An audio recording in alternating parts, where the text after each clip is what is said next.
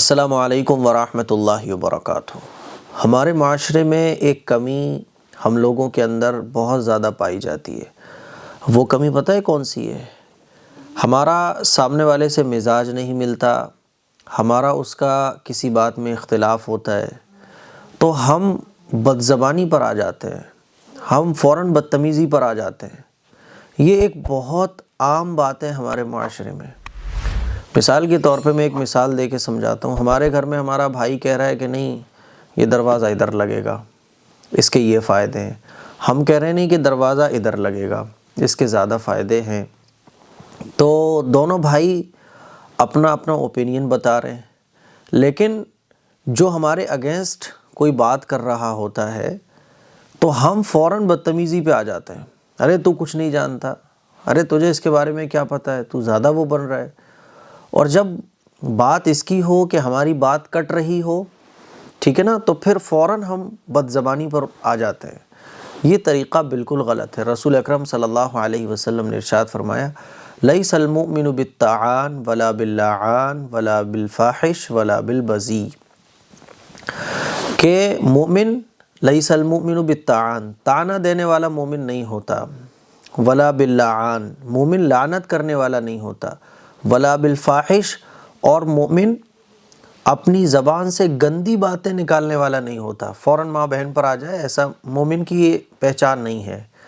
ولا بالبذی، اور مومن بد زبان نہیں ہوتا، اپنی زبان سے غلط باتیں نہیں نکالتا ہے۔ تو یہ مومن کی پہچان ہے کہ اس کے اندر یہ چار چیزیں نہیں ہوں گی۔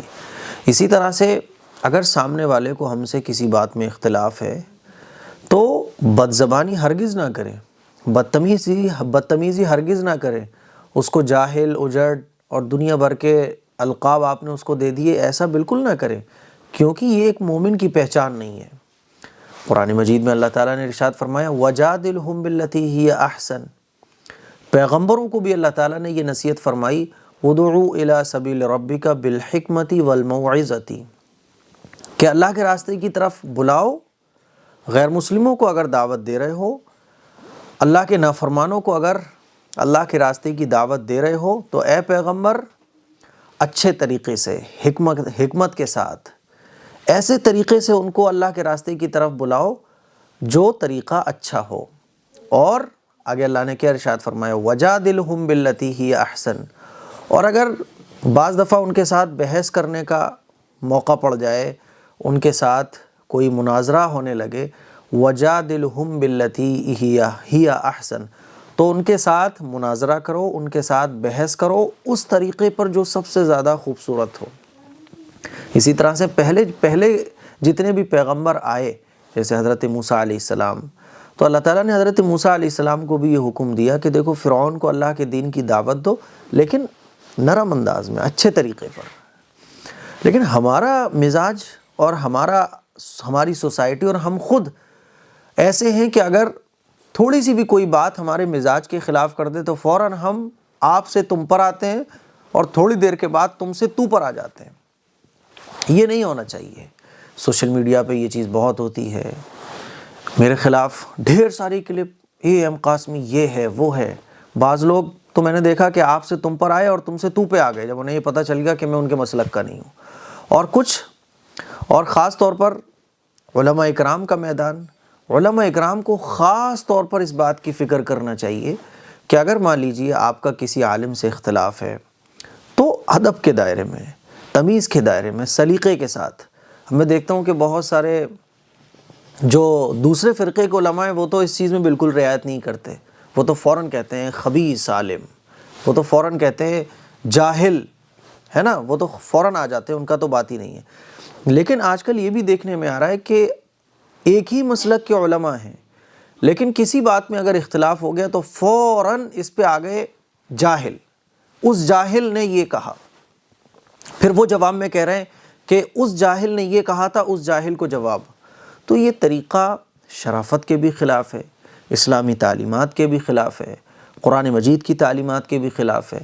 اگر کسی کا ہماری بات سے اختلاف بھی ہے کسی کو، تو ادب کے ساتھ، اچھے طریقے کے ساتھ، اس سے معاشرے میں اور مسلمانوں میں کیا پیغام جائے گا جب علماء ہی اس طریقے سے ایک دوسرے کو ایکسپوز کرنے لگیں.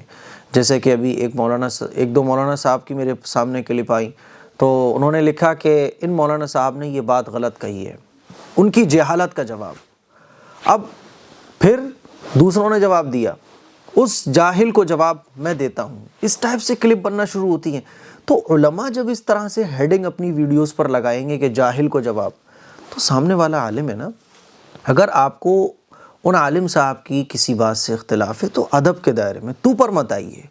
جاہل اور ایسے القاب سے ہیڈنگ مت لگائیے جس سے بے عزتی اور ادب اور سلیقے کے خلاف وہ الفاظ استعمال ہوتے ہیں. ایسے الفاظ یوز نہ کریں آپ. اس سے معاشرے میں، سماج میں کیا پیغام جائے گا؟ اور پھر اس پہ جو ہے نا وہ ان کے سپورٹر تالیاں بھی بجاتے ہیں، ارے ماشاءاللہ بہت اچھے سے ہمارے مولانا صاحب نے ان کو ایکسپوز کر دیا. تو یہ سلیقے کے خلاف ہے، اسلامی تعلیمات کے خلاف ہے.